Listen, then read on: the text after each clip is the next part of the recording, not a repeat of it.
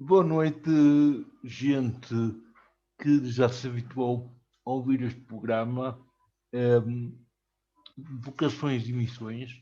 Vamos numa edição, a edição número 3.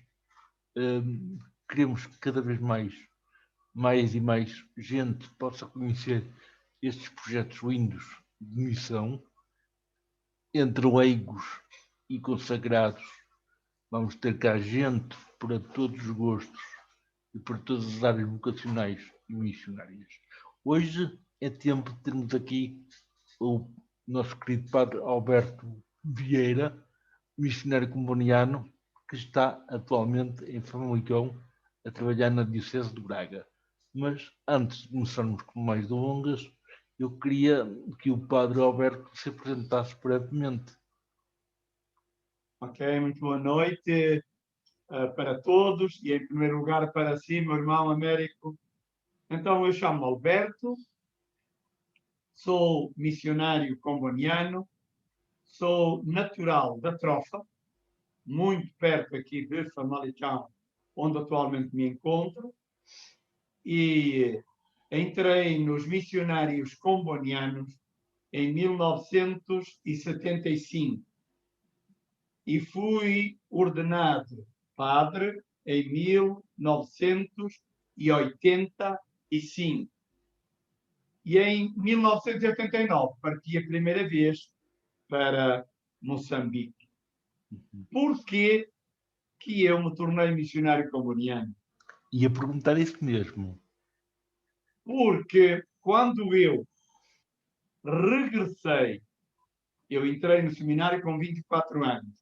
Quando eu regressei da guerra colonial na Guiné-Bissau, depois da experiência feita aí como militar, tive uma experiência particular, que era, conheci e acompanhei na visita às aldeias alguns missionários italianos, chamados do PIM, do Pontifício Instituto de Missões Estrangeiras da Itália, que seria uma espécie como aqueles portugueses que nós os temos aqui, chamam-se os missionários de Cocujães. É mais ou menos assim aquele tipo. E ao estar com eles, ao conhecer o seu trabalho, ao ir às aldeias com esses padres italianos missionários, nasceu em mim um desejo, como que poderia também aquele ser um projeto de vida para mim. Com a vinda do 25 de Abril, regressei a Moçambique, regressei a Portugal um ano e meio depois de ter chegado à Guiné-Bissau como militar, e entrei em contato com os missionários e com os missionários combonianos e os franciscanos. Porquê que entrei em contato com estes dois? Porque eu queria ver qual seria o meu campo. E ao falar com o meu pároco disse: os missionários bons para ti podiam ser uns que estiveram aqui há pouco a fazer uma semana missionária, os missionários combonianos da Maia. E eu recordo-me que disse: não, eu vou discernir. E assim foi. Fiquei em contato com os franciscanos durante um ano inteiro e um ano inteiro em contato também com os missionários combonianos. Terminado esse ano, o missionário comboniano que me acompanhou disse: bom, eu acho que tu tens vocação missionária, poderias ser um missionário, mas ser franciscano ou ser comboniano, isso é assunto teu. Tu é que vais decidir. E então eu acabei por entrar nos missionários combonianos. Primeiro estudei em Coimbra, depois fiz lá também em Coimbra a filosofia, depois estive 2 anos, nós combonianos, o noviciado, ao contrário da maioria dos institutos, são 2 anos de noviciado. Dos institutos masculinos, que eu saiba, só os jesuítas é que têm 2 anos. De resto, todos têm apenas 1 ano, os masculinos. Mas nós temos 2 anos, fiz estes 2 anos de noviciado, que é o tempo em que a gente faz o discernimento para a vida consagrada comboniana, fiz os votos e fui para Roma, onde estudei teologia. Depois de ter terminado a teologia, fui para Paris fazer uma especialização. E depois trabalhei 3 anos em Coimbra, numa casa que lá tínhamos, na animação vocacional dos jovens, de 86 a 89. E no verão de 89 parti para realizar o meu sonho como missionário para Moçambique. Padre Alberto, o que o fascinou no espírito de Daniel Comboni? Isto, para ser comboniano, tem que ter algum fascínio. Sim, senhor. Aquilo que me fascinou ao conhecer durante o ano de discernimento vocacional São Daniel Comboni foi a sua entrega radical até ao fim para dar a sua vida para libertar, para evangelizar os povos mais abandonados da África, que nessa altura se encontravam na África Central. Desde o Sudão, seja hoje o Sudão do Sul como o do Norte, seja também noutros países limítrofes do Sudão. E isso apaixonou-me. De tal modo me apaixonou que Comboni morreu na missão, com 50 anos. E dizia mesmo que um missionário deve morrer no campo de batalha, isto é, deve estar na frente, na missão, aí é que deve dar a vida. E isto também esteve, digamos, em um certo sentido, presente na minha decisão, na minha opção, quando eu fui para Moçambique. Porque quando eu optei por ser missionário em Moçambique, nessa altura, Moçambique estava em guerra civil, que, como todos se lembram, começou pouco depois da independência e terminou só em 1992, em 4 de outubro de 92. E, nessa altura, os superiores não mandavam ninguém para Moçambique que não tivesse o desejo de ir, que era para não ser acusado de mandar carne para canhão, que era um risco ir para um país em guerra.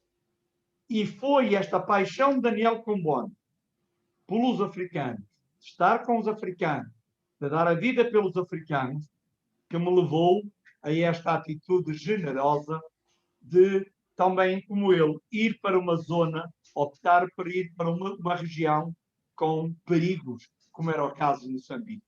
E fui com muita serenidade e com boa participação também. E quer partilhar connosco como é que foi essa sua experiência missionária em Moçambique? Os perigos, as aventuras, os desafios, encontrou tudo, não é? Sim. Efetivamente, nós, durante o tempo de formação, somos treinados, iniciados neste trabalho de estar em zonas difíceis, de estarmos em situações de guerra e de conflito, de grande risco. Mas uma coisa é aprender na teoria, outra é estar no meio das situações. No terreno. Sim, sim. E no terreno. E isso aí aconteceu-me de uma maneira logo que me marcou a chegada a Moçambique. Mesmo se eu ia com toda a paixão para ir para zonas abandonadas e para zonas perigosas, a gente é sempre, digamos, tem sempre um certo ritual de iniciação.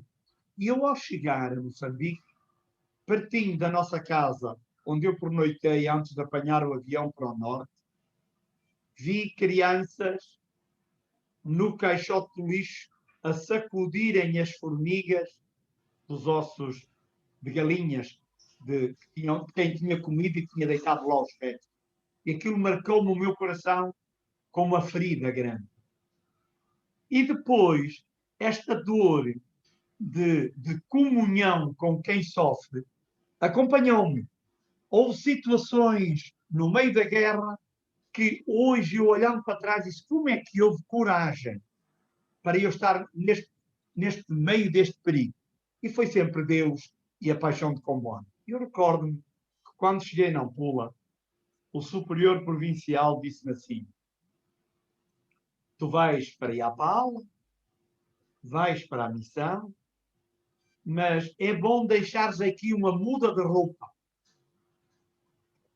Eu perguntei, porquê? Porque pode acontecer que assaltem a missão, que vos roubem tudo, que tu tenhas de fugir pelo meio do mato, e se tu vieres a fugir pelo meio do mato, ao chegar aqui a Nampula, tens uma muda de roupa para dar um banho e mudar. Eu disse, epá, eu vou para o fim do mundo. E não era tão longe, era 140 quilómetros, mas demorava muitas horas. De facto, demorou para de Nampula lá mais de 9 horas. Porque agora tem Alcatrão, desde 2015, 16.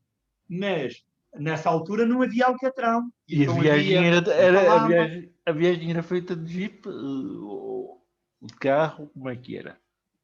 Ah, não percebi? A viagem para a missão, de um lado para o outro, era feita como de jeep. Era de carro, era de carro. Sim, sim. Veio um colega meu lá da missão buscar-me e saímos de madrugada. Eram para aí 4h30, 5 horas, não sei, que saímos e fomos e chegámos à missão em Iapala, 140 não, agora a missão é 170 quilómetros. Cheguei lá de noite, tão de noite, que eu lembro-me que a gente estava a chegar com o carro e as luzes ligadas e, no fundo, a gente via um candeeiro, uma luz a acenar levantada, e era uma irmã que estava a dar-nos o sinal aonde era a missão, para nós sabermos onde é que era a nossa casa. E com aquele candeeiro a petróleo é que nos receberam, a mim, a primeira vez, o meu colega que tinha vindo da missão diretamente a buscar-me. E naquela noite tudo para mim foi mistério. Foi graça de Deus.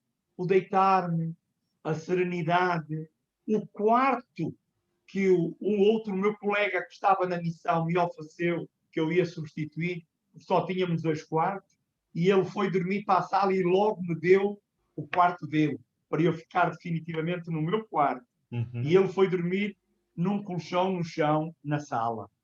Portanto, aquela hospitalidade, depois de manhã, acordar e ouvir as crianças a berrar no hospital ao lado, ouvir os galos a cantarem pela manhã cedo. Depois, ao sair do quarto, uma imagem maravilhosa. Ainda sei o nome da senhora. Chamava-se Cristina Mutampua. Uma senhora sentada no chão, com uma galinha debaixo do braço. E apenas eu abri a porta da rede mosquiteira para fora, para sair do meu quarto, ela levantou-se, inclinou-se, começou a bater as mãos, a dar-me as boas-vindas e disse-me em Macua: a partir de hoje eu sou a tua mãe. E deu-me aquela galinha para mim. Nunca mais esqueci aquele gesto da senhora Cristina Mutano. Era tudo o que ela tinha.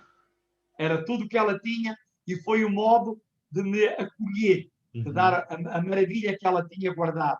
Porque as pessoas criam algumas galinhas e só se veem livres dela numa situação mesmo de desespero ou de urgência de vender para comprar uma coisa, medicamento ou uma capulana, uma coisa que necessitem. De resto, têm aquilo para as cerimónias, para as coisas importantes. E ela foi-me dar a galinha, batendo as palmas, a dar-me as boas-vindas e dizendo-me: a partir de hoje eu sou tua mãe. E no terreno? E nunca mais esqueci. E no terreno, em que consistia a sua missão? Fazia o quê, concretamente? No terreno, a missão era visitar as aldeias continuamente, todos os dias durante a semana, visitar uma aldeia, reunir com as pessoas, ver os problemas de saúde, de guerra, porque continuamente as aldeias estavam a ser atacadas pela Renamo e pela Frelimo, que se guerrilhavam uns aos outros, que queimavam, que roubavam, que raptavam gente para ir fazer o serviço militar, a resolver problemas na escola, quando vinham os militares e levavam os alunos, obrigando-os a fazer de militares à força. E então os alunos, quando viam militares, fugiam. E eles disparavam de qualquer maneira para os obrigar a parar, porque os alunos não queriam ir fazer militar. Depois, era problemas sociais. Eu recordo uma vez, uma coisa dramática, em que andavam a obrigar a semear algodão, porque o algodão era vendido para a Europa e assim a Frelimo tinha dinheiro para comprar as armas. Porque o algodão era vendido na Europa, logo ficava o dinheiro retido na Europa para as armas. E o povo era obrigado a cultivar o algodão em detrimento da comida. Depois não tinham mandioca, não tinham milho, não tinham mapira, não tinham feijão para comer e passavam fome.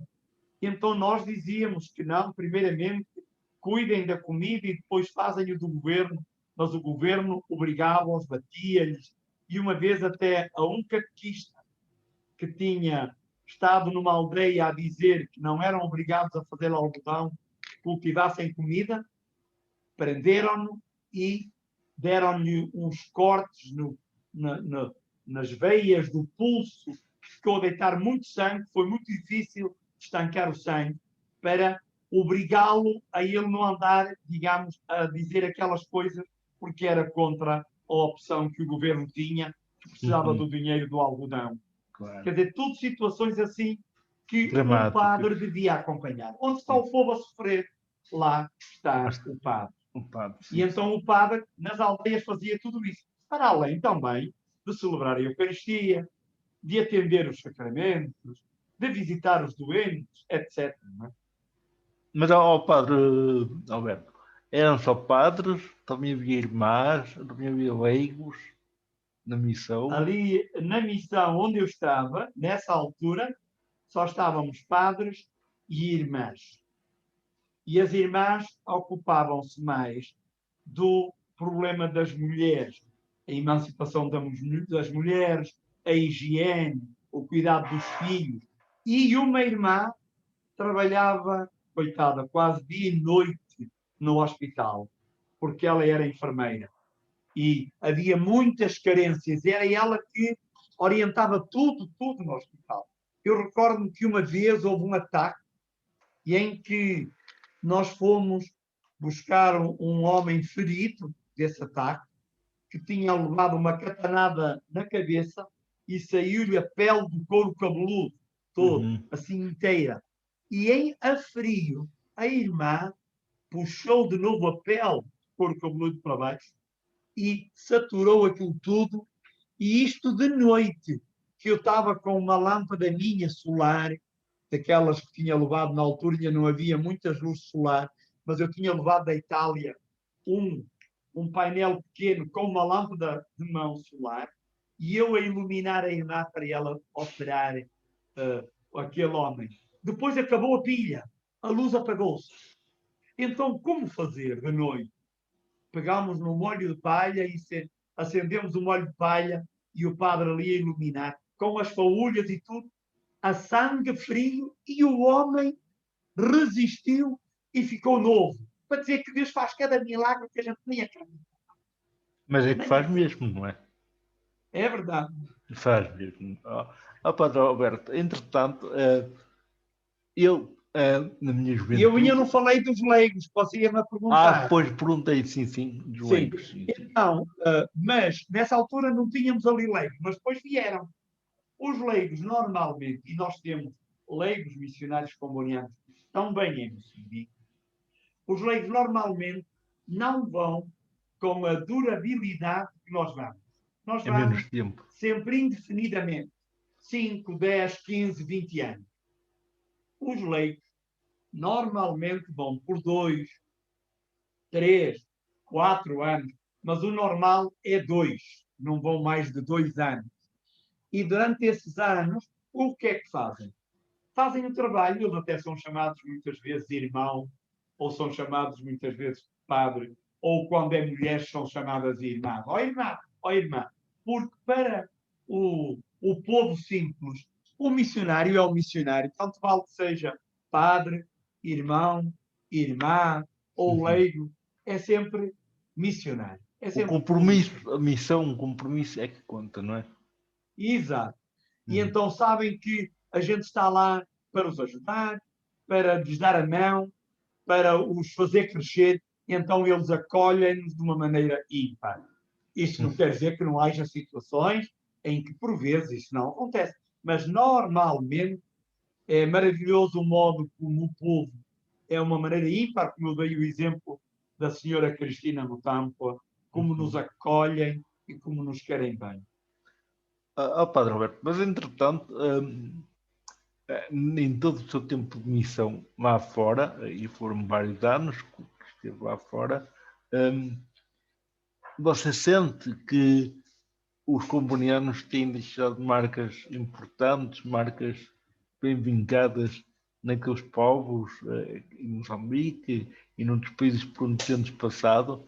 Nota-se que a vossa presença tem ajudado aqueles povos a crescerem culturalmente, cristamente, ou as coisas não se notam assim a olho nu?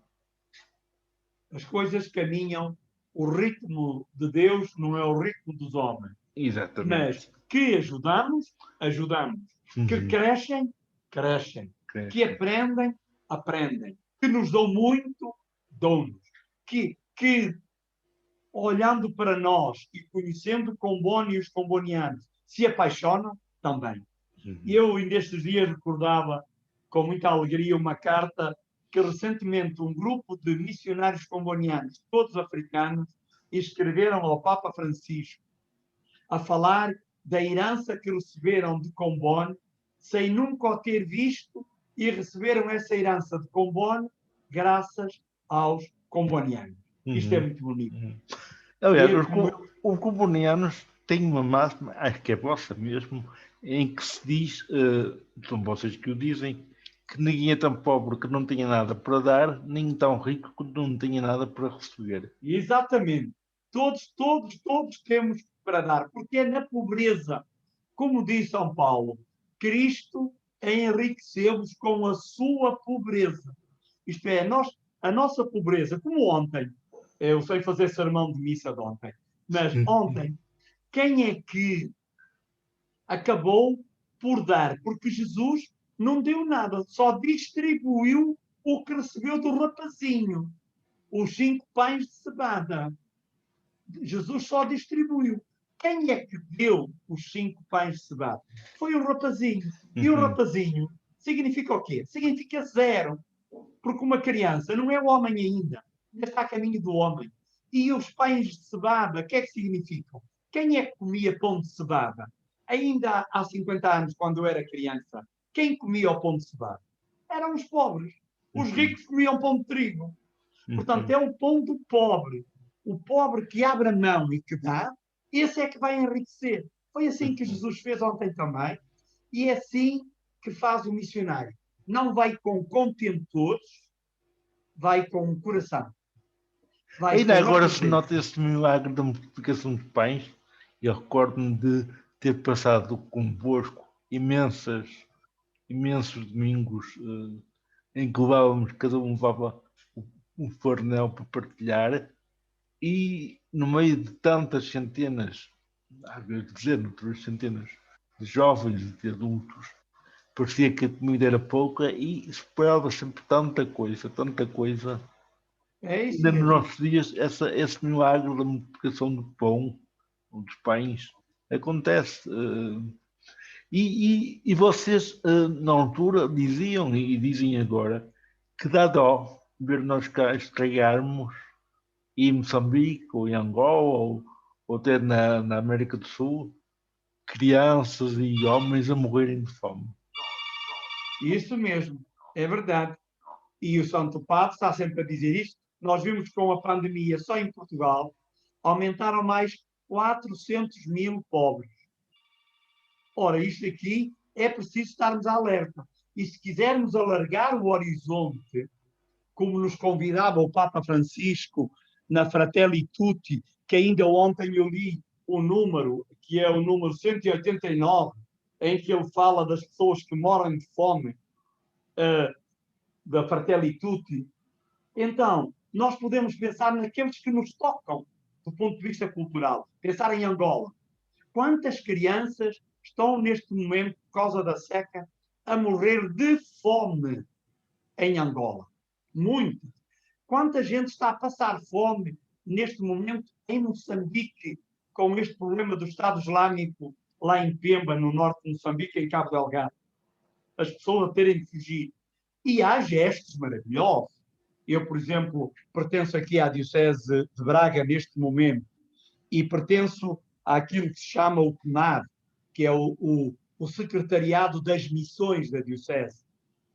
E nós já enviamos 2 contentores para a Cáritas e para a Diocese de Pemba, e graças a Deus que as despesas do envio destes contentores foi assumido também pelo Governo. O Secretário de Estado da Cooperação assumiu essa despesa. Mas gestos bonitos, como fez o Presidente da República há dias, quando recebeu um prémio, que mandou também esse prémio lá para Pemba. Portanto, há sinais de solidariedade que nos vêm. Isto dentro do mundo da lusofonia. Mas são multidões, milhões de pessoas que continuam a passar fome. Ainda hoje eu via uma citação daquilo que ontem o Papa Francisco mostrou e falou da multidão de gente que estão a morrer de fome cada dia. Portanto, o problema da fome é premente, mas isso não vem da multiplicação, isto é, dos milagres. Vem da partilha, da condivisão. Porque, como diz o Papa, quando tanta gente passa fome, diz assim logo a seguir o Papa, por outro lado, descartam-se toneladas de alimentos. E isto constitui um verdadeiro escândalo. A fome, diz o Papa, é criminosa. E a alimentação é um direito inalienável. Então, como diz o Santo Padre no número 189, eu por acaso ontem nas homilias até falei deste aspecto, porque o Evangelho de ontem era sobre a Eucaristia, mas era sobretudo sobre a fome. A fome. Sim, sim, sim. Eu acho muito importante frisar isso, porque quem nos está a ouvir muitas vezes nem sabe o que é de comer, porque a fartura é tanta. E há outros povos que não sabem como comer porque não têm por onde escolher, não há nada para comer. Os contrastes do mundo continuam a ser os contrastes que Deus encontrou quando Jesus passou por entre nós. É isso mesmo. Você agora disse que está em Braga, mesmo em Braga, cá dentro, faz missão para dentro e para fora. Um missionário comuniano não faz missão só lá fora, faz cá dentro. Como é fazer missão numa diocese como a de Braga e a de Viana, porque eu sei que também colabora com Viana, Viana do Castelo. Como é fazer missão cá dentro? Hoje. Então, é empenhar-nos em manter viva esta dimensão de que a missão importa a todos. Nós somos, todos os batizados são discípulos missionários. E não é só aquele que é missionário comboniano ou missionário de outro instituto que é convidado a ser missionário.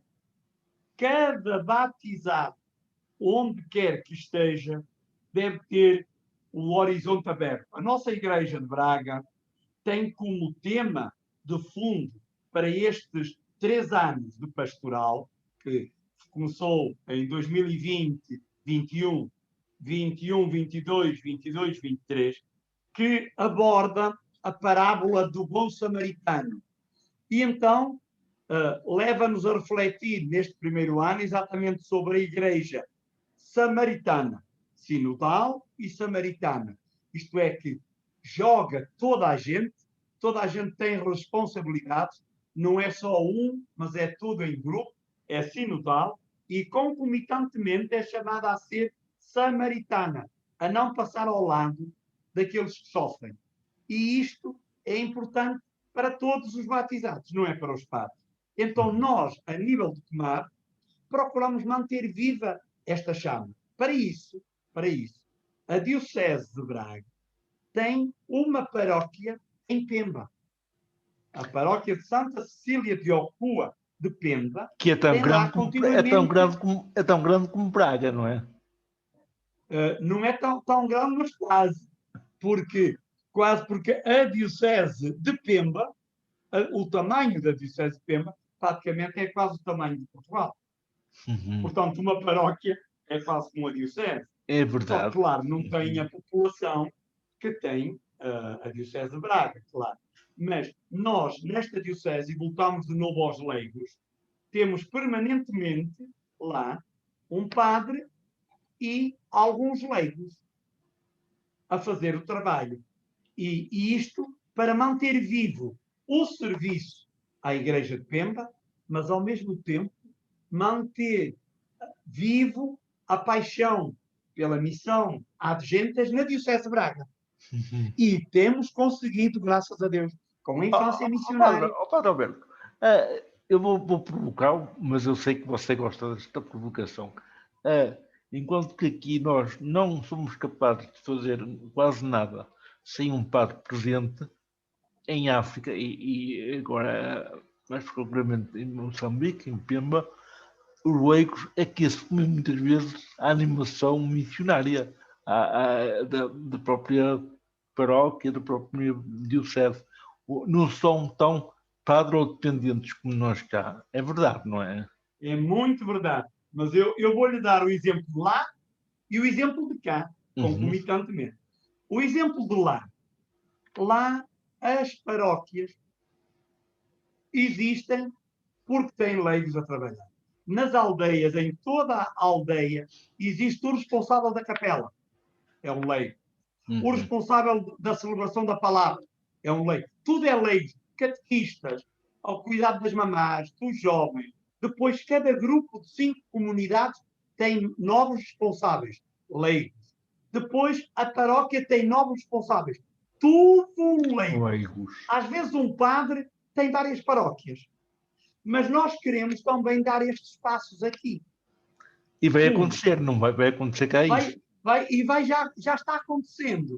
Olha, por exemplo, nós neste grupo do COMAB, do Centro Missionário da Arquidiocese de Braga, estamos lá vários padres.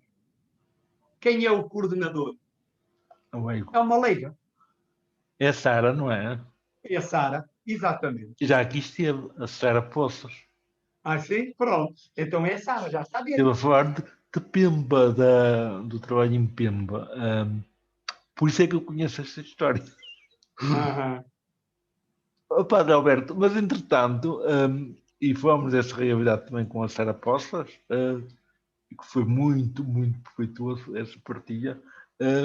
E depois do programa ter ido para o ar, porque depois é postado mais tarde, passado umas semanas, houve pessoas que me perguntaram, mas afinal, porquê é que vocês chamam leigos aos católicos que não são padres? São leigos porque não sabem de nada, porque a palavra leigo quer dizer que não se sabe do tema, ou que quer dizer isso. O Padre Alberto quer explicar um bocadinho o que é um leigo na igreja? Eu vou dizer uma piada Pode muito dizer bonita que nunca mais esqueci na minha vida. Quando eu estive 3 anos a trabalhar em Coimbra como padre jovem, havia em Sor um padre que tinha quantidades enormes de lugares. A paróquia era enormíssima. Eram 12 celebrações ao domingo. E ele só fazia 4. E só uma é que sabia onde ia o padre. As outras, ninguém sabia quando é que estava padre e quando não estava. E senão os leigos onde querem ir, onde estão os padres. Claro. Então, era sempre, os leigos faziam a celebração. Um dia, veio um e disse-me assim, ó padre Alberto, eu já aprendi assim tudo, conforme o padre Zé Cunha nos treinou, que era o pároco da paróquia, e eu, daqui a pouco, já posso assim ser leigo. Disse, não, meu irmão, você é leigo já desde sempre, mesmo sem você fazer a celebração da palavra, continua a ser leigo, porque nós somos todos leigos de Deus. Mas quando a gente fala do laicado responsável, estamos a falar daqueles do laicos, daquele que foi verdadeiramente já entregue ao Senhor. E isso aconteceu-nos a todos. Nós, antes de ser padres, ou de ser freiros, ou de ser irmãos, somos consagrados a Deus pelo batismo. Então essa é a gênese da nossa origem. Todos somos de Cristo. Depois, o ministério de cada um vem com o tempo, se Deus nos chama ao ministério. Eu, a frase que escolhi para a minha ordenação, continuo cada dia a dar graças a Deus. Eu digo sempre, Deus achou-me digno de chamar-me ao ministério para anunciar a insondável riqueza de Cristo. E eu só consigo fazer este anúncio da insondável riqueza de Cristo através da purificação contínua, do perdão, do acolhimento de Deus. Porque Deus, no passado e hoje, manifesta-se sempre na nossa fragilidade. Não é quando nós somos super-heróis que somos pães. É quando nós somos humanos, simples, humildes, pecadores, e batemos com a mão no peito. Antigamente, na missa, a gente a fazer a confissão batia com a mão no peito. Por minha culpa, por minha culpa. Agora não se bate. Mas devemos continuamente esse gesto e atitude interior de saber que nós todos somos necessitados da misericórdia de Deus. E a misericórdia de Deus continua a ser infinita. Padre Alberto, a nossa conversa para mim era infinita, como você está a ver. Eu gostava, porque você no início disse, mas 40 minutos, 40 e tal minutos, ninguém nos vai ouvir depois. E o tempo passa, nós nem damos conta que o tempo está a passar. E já lá vai, temos que concluir. Pois, não vai tempo, mas o tempo é o tempo, não é? Então, eu gostaria, para fecharmos a nossa conversa, por aqui, por agora, mais tarde poderá haver mais, Deus saberá, que o Padre Alberto me falasse a mim e aos nossos espectadores um bocadinho de um tempo que estamos a viver muito particular, muito rico nos comunianos, que é a celebração dos 75 anos da chegada dos comunianos a Portugal. Quer-nos falar um bocadinho de como vão ser essas celebrações, de como é que chegaram a Portugal, como é que tudo isto aconteceu, e também, aproveitando já agora, para depois ser tudo seguido, como é que tem sido o evoluir dos missionários comunianos em Portugal. Neste momento, há futuro à vista, ou seja, as comunidades comunianas estão muito vivas, estão a enfraquecer. Eu fiz várias perguntas e eu gostaria que você conseguisse responder. Muito bem, Sr. Américo. Eu vou fechar com esta chave, sim, senhor. Então, nós, mais uma vez, viemos para Portugal por causa da missão. Houve o então cardeal de Lourenço Marques, que, ao passar por terra, passou no Egito e conheceu os combonianos e pediu para os combonianos irem para Moçambique para trabalharem em zonas onde havia muitos muçulmanos, que era Nampula nessa altura. E os combonianos, para irem para Moçambique, havia a condição que o governo, na altura colonial, punha, que era ninguém podia ir para as colónias sem ter casa aqui e aqui aprender o português para irem para as colónias. Então nós viemos para Portugal por causa de ir para a missão para Moçambique. E assim nascemos aqui. A primeira casa que nasceu, por causa da missão em Portugal, foi em Viseu. É lá onde vamos dar início à celebração dos 75 anos da nossa chegada, que foi em 1947, como também foi em 1947 que nós chegamos a Moçambique. E ali os missionários foram conhecidos pelos padres das peras, porque todos os italianos traziam uma pera, todos. E dali estendeu-se a outras partes, também aqui a Famalicão, a Maia, a Lisboa e a Santarém, que é onde temos hoje casas. Já tivemos situações de abundância de vocações. Neste momento, não. Neste momento estamos mais na abertura daqueles que vêm até nós, e nós neste momento temos 2 africanos. Um do Congo que está a trabalhar em Camarata, um enfermeiro, um irmão, tanto que não é padre, e temos um padre moçambicano que eu tive a alegria de testemunhar a sua ordenação, foi já há cerca de 9 anos, que ele foi ordenado, e que está aqui na nossa comunidade de Famalicão e que veio trabalhar com os jovens e a animação missionária. Enquanto que o irmão está em Camarate, foi para trabalhar num projeto de desenvolvimento no meio dos povos africanos que nós lá temos e ciganos que estamos a apoiar. Portanto, a fazer a missão aqui dentro.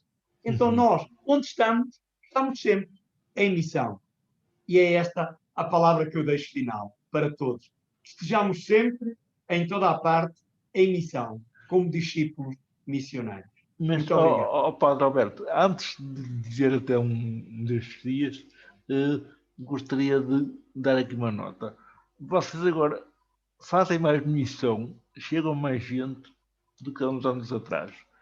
Graças às redes sociais, graças às comunicações que temos ao nosso dispor.